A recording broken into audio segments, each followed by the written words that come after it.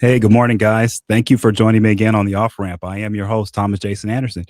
Hey, I guess I caused a little bit of controversy yesterday when when I prayed for the Mohammeds. Um, yeah, a lot of people got angry about that. Um, I'm not sure why. I really don't. I'm not sure why, but I thought about it all night. Um, I prayed on it actually several times because Um, I'm used to being attacked when I pray for people, when I publicly offer um, solace, forgiveness, when I publicly give space um, to people who some feel don't deserve it. Um, yeah, I'm used to it. But I wasn't. I was a little surprised that there was so much hate and vitriol thrown at me yesterday. People calling me a snake oil salesman. I mean, you name it. It just it didn't stop. And I told you guys before that I've been staying away from the comment section on my Facebook page because I could sense and I could feel that we're entering a time right now that is going to be very tumultuous, very emotional, very high strung. And um I didn't want the comment section to bring my spirit down, right? I didn't want it to happen. Um, I feel like I have a calling. I'm not saying I'm perfect. I'm not. I'm nowhere near perfect. I have many flaws. I am a flawed human being. Um, Maybe that's the reason why I depend on God so much because of my flaws. Um, so I'm not here to preach. I'm not here to tell any of you what to think. For those of you who are angry at me and angry for my about my message, you can just turn this off. You can block my page. You can report me to Facebook. You can try to do whatever you can to shut me down. I'm okay with that. I understand why you feel that way. I understand why you feel you have to do that. I'm not stopping you. Um, I'm not going to try to stop that. I'm going to let you guys do what you want to do. If you want to run wild on my page and keep calling me names and keep attacking me, I'm not going to delete those comments. I'm not going to try to block those comments. I'm going to let them stay for the record. And that's fine. And I'm going to discourage anyone out there from trying to stop these people. Let them do what they're going to do. They feel that's their job. Okay. And I understand that's their mission. Their mission is to come after people like me. Okay. And it's my mission to stand in the face of that and provide a message of forgiveness and love. That's my job. That's my mission. I know I've been tasked with that mission from God, and I'm proud of that mission. And I will always stick to that mission. I will never relent, ever, ever. So, with that said, the Mohammeds are not innocent people. They're not even nice people. They're really mean people. They've done really horrible things to many innocent people who didn't deserve to have horrible things done to them. They use their power to influence Guyana in the region in ways that empowered evil people who were doing and who do evil things on a daily. I know this. I'm very much well aware of this. But I also know this. Even a dog can love a person who feeds it. A dog can do that. Any animal can do that. Any human can love someone who feeds them. I think what separates us from the wild beasts of the field is our capacity to love those who don't deserve it. I don't know how else to put it.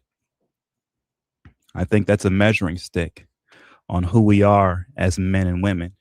Um,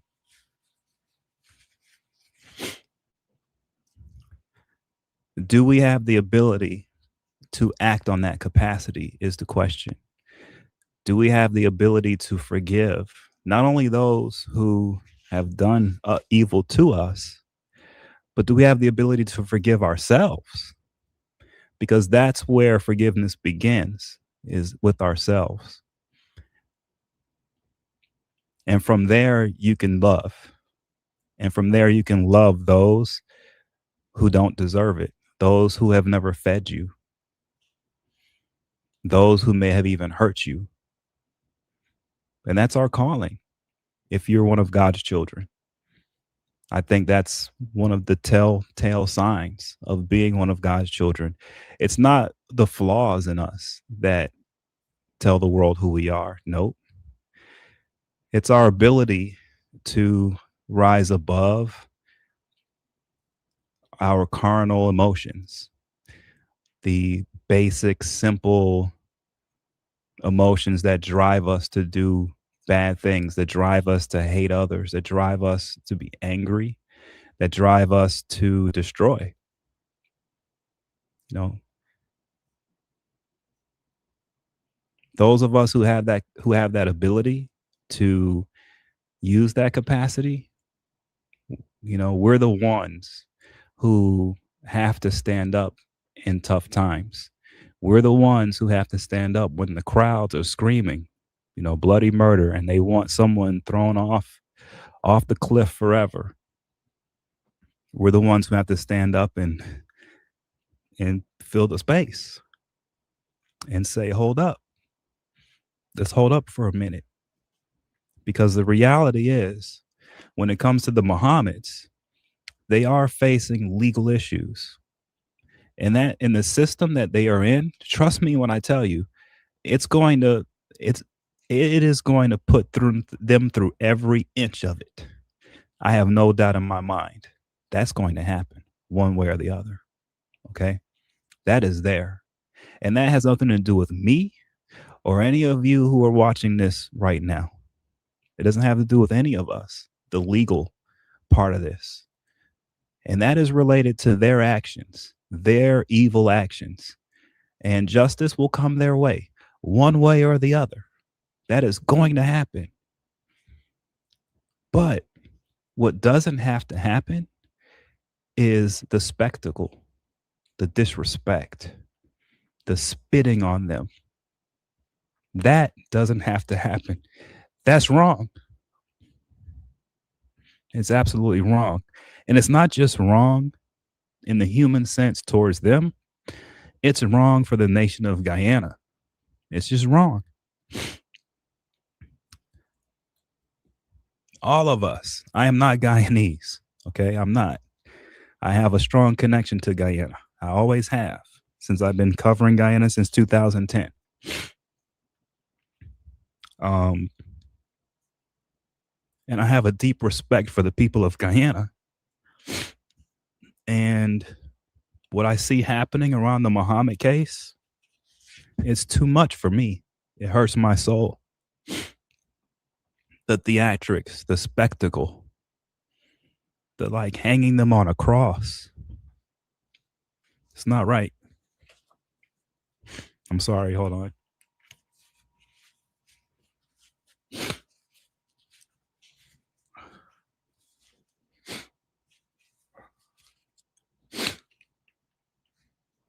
It isn't right.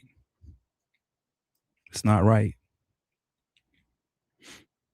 And especially it's not right for the people of Guyana. It's making a circus show of a great nation, of a great people. And I'm putting my foot down on that. I'm sorry. I have to say something. And for those of you who do not like me for saying this, I don't care. I'm going to continue to say it. Okay? I'm going to continue to say it. This is not about who the Mohammeds are. It's not about their past actions. It's not what this is about. What this is about is having dignity and pride in your nation. It's about having dignity and pride as a people. It's about having dignity and pride as human beings. It's about standing in what we know to be right, which is We should all try to reach some level of righteousness.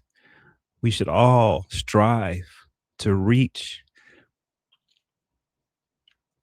the place that I think that God calls us to reach, especially if we have that potential to do it. And what that does mean is that means providing love even to those who don't deserve it. That means providing love to the homeless, to the prisoner, to the widow, to the mangy dog, to those who have never received love. That's our job. That's just our job. Now, many will disagree with what I'm saying, and that's fine. But Guyana is too great of a nation. The people of Guyana are too great of a people to be dragged into the mud through this process with the Mohammeds. There's a respectable way to bring justice. There's a respectable way. There's a way to bring justice with honor. Okay? That's not what's happening right now. What's happening in Guyana around the Mohammeds is like an electronic lynching of those men, of their family, and the people who are associated with them. That isn't justice. That's spectacle. That's demonic, in my opinion. That's straight from the devil. It's not right. And so I wanted to do this live because I wanted to just clear the air. I wanted to make clear where I'm coming from. I'm not being paid by anybody. It's the opposite. I actually get shunned. I get shunned for my stance. Okay? I actually get hurt financially for the stances that I take.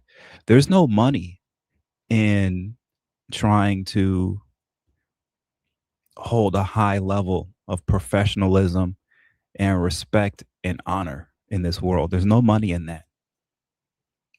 I hate to break it to you guys. That's not where the money's at. The money is in the evil and the disrespect. It's in hatred. That's where the money is. I had someone recently, a very important person in this world, in certain sectors, an influential man. And I was talking to him about, I do a lot of consulting work. And I was talking to him about trying to get some consulting work through him with some people that he knows. And he told me flat out that the one of the things that holds me back big time from making a lot of money is my unwillingness to let go of my righteousness, is what he said. He views it as I'm holding on to my personal righteousness.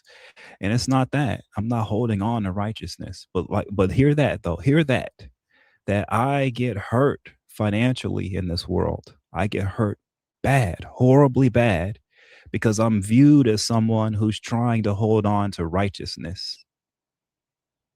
And that's not what I'm trying to do. I told him that. I said, I'm not trying to hold on to righteousness. What I'm trying to do is the right thing as far as smart versus dumb. I don't want to do dumb things. Don't want to do dumb things. I want to do smart things. I try to do things that are smart, that are beneficial, not just to me, but to my clients and even their enemies. Because this is what I know. Someone's enemy today may be their friend tomorrow. And someone's vanquished enemy today may be their regenerated, more powerful enemy tomorrow. So you have to be very careful how you handle people in this world. You can't just run around just because you have the power to tear someone down. You don't just do it. That's not smart. That's viewed from other people on my end like I'm trying to be righteous when I don't want to just totally strip someone down naked in the public space and embarrass them to no end. That I'm trying to be righteous by not doing that. No, that's being intelligent. That's being able to see the future, being able to understand that this world goes in cycles. And those today they're at the bottom will be at the top tomorrow, and those at the top today will be at the bottom tomorrow. And you better be damn careful how you navigate that. Because if you step on certain people's heads on the way up, trust me when I tell you, on your way back down, they might cut yours off. So I don't play those games with trying to strip people down publicly and embarrass them and destroy their character. I don't play that game ever. And that's viewed as, for people who I try to get work through, that's me trying to be righteous, because what they want is for me to use my skills and my talent to utterly destroy people, which I refuse to do. And it's not about me, it's about my clients. It's about me understanding that whatever I do to help my clients today it might help them today and it might help them tomorrow, but it can also be their downfall tomorrow. That's not righteousness, that's wisdom. It's being smart. And so I've been hurt financially big time because I refuse to go the route that the PPP have gone in treating Muhammad the way they have. I refuse to take part in the public spectacle of embarrassing that man and his family. I refuse. Won't do it. And it's not because in the future I think he's going to come at me. Nah, man, I'm not scared of anybody. It's because I know right from wrong. I know right from wrong. And no matter what the Muhammad's future is, presently, it isn't fair. It isn't right in the eyes of God to strip them down and embarrass them to no end while they are in the process of facing justice. It's not my job. And that shouldn't be anyone's job. So I'm not telling the people who are constantly on a daily getting clicks, getting followers, getting fame off of embarrassing the Mohammeds online. I get it, guys. I understand that's your job. And some of these guys are really good at it. They're really, really good at it. I don't want them to be my enemy. I don't want them to come at me and start stripping me down the way they're doing the Mohammeds. I don't, but they may. They may just do it because of how I'm defending the Mohammeds now, right? And if they do, fine. I'll deal with it. But they're good. But what I will say is that what they don't realize is they are embarrassing themselves and they are embarrassing the nation of Guyana when they do this. They're making Guyana look like a place that where the people shouldn't be respected or honored. And the people should be respected and honored in Guyana. And by the way, Azzuddin Muhammad is a child of Guyana. He's a child of that land. Have some respect for him, at least on that alone. Have some respect in your own homeland, regardless of what he has done and what he has been accused of doing. Have enough respect for your own homeland to allow this process of justice to progress in a professional way, not in a hyperbolic public display of stripping them down of their dignity. Don't do that, because when you strip them down of their dignity, you strip yourself of your own. You strip your nation of its dignity. Stop doing that. Don't do that. Yes, I'm speaking as an outsider, but from an outsider's perspective, I'm telling you guys, you're stripping your own dignity when you strip the Mohammeds of theirs. And I know some people will say, well, they stripped themselves of their dignity with their actions. I get that. But let the justice system handle that. They have been charged. They have not been convicted. Allow the system of justice to work in a professional manner. So that's why I've been praying for the Mohammeds, because I feel like what started off as a process of justice is quickly turning into vigilante mob justice. And I feel scared for their lives. I feel scared for their safety and their well-being. I feel like the mob out there is being ginned up, and people are in their heads and their emotions, and they're not thinking straight. I think that's wrong. I don't think this situation should be handled this way. I think it should be handled in the most professional way possible through the justice system,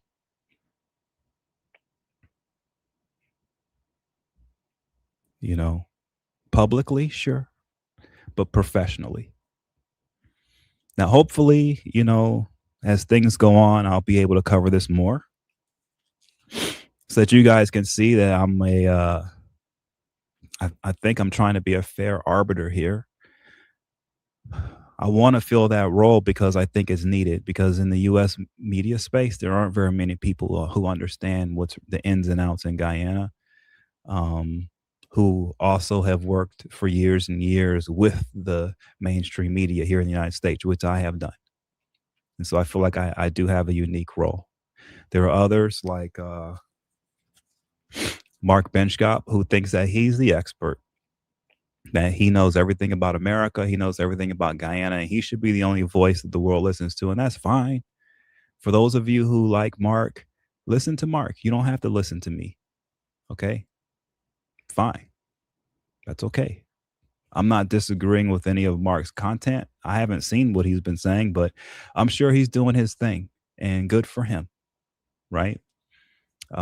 He tends to keep it pretty professional, actually, which is one of the reasons why I have spoken to him in the past.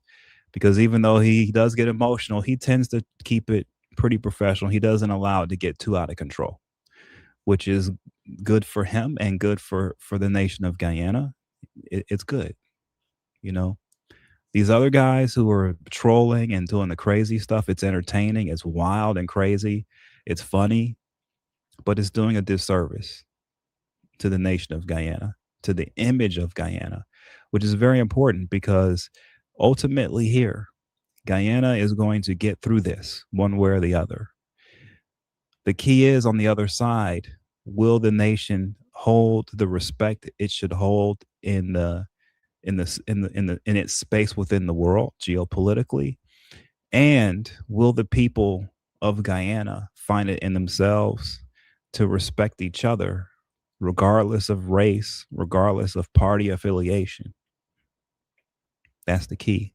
Will the people of Guyana love each other?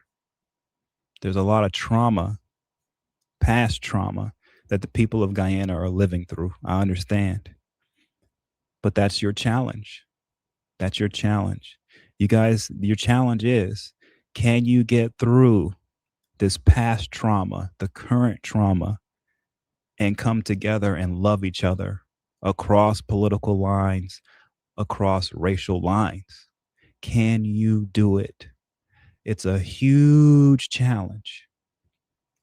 I think this Muhammad situation can be the beginning of the nation mending itself from the inside. Hopefully, hopefully, everyone can step up to the plate and reach a level of professionalism and high emotional integrity to understand that, hey, there's a past here that can't be forgotten. Okay. But at the same time, we have to come together as a people for each other to ensure that the nation itself receives and wields the gifts and the blessings that God has given it. It's a hard challenge, guys. I want to be on the side as an outsider to help you guys mend your wounds and help you guys come together, not for money, not for fame, not for any of that, but because God's put it on my heart. And I've been put in this position through some crazy events in my life. And so I feel like I can help with that. And so that's why I'm doing these lives. And I'll take the attacks. That's fine. But I'm going to continue. And if any of you wonder, why is he doing this? Why is he saying that? I'm hoping to be a voice, and I'm hoping many others can join me in being a voice of reconciliation. Because I can see a future of Guyana that's very, very bright. But the only way you guys get there is you're going to have to reconcile. I'm not saying that you have to forgive and forget. I'm not saying that. What I'm saying is you're going to have to rise above it and find new ways to come together on a professional level. That's the best way I can put it, professionally, just looking at the hard numbers. Okay? The nation is developing fast. The world is not going to wait on you guys to get your stuff together, and no one's going to help you do it either. I'm one of the few voices from the outside who is trying to help you do that because there's no money in this. There's no advantage in this. If anything, everybody ends up hating you. No one likes you for doing this. Okay? But it doesn't take, I know I'm not trying to get the whole nation to listen to me. I know it only takes a few key people to hear what I'm saying and to take it to heart and move with it. Not me to move with it, not me to do anything. No, no, no.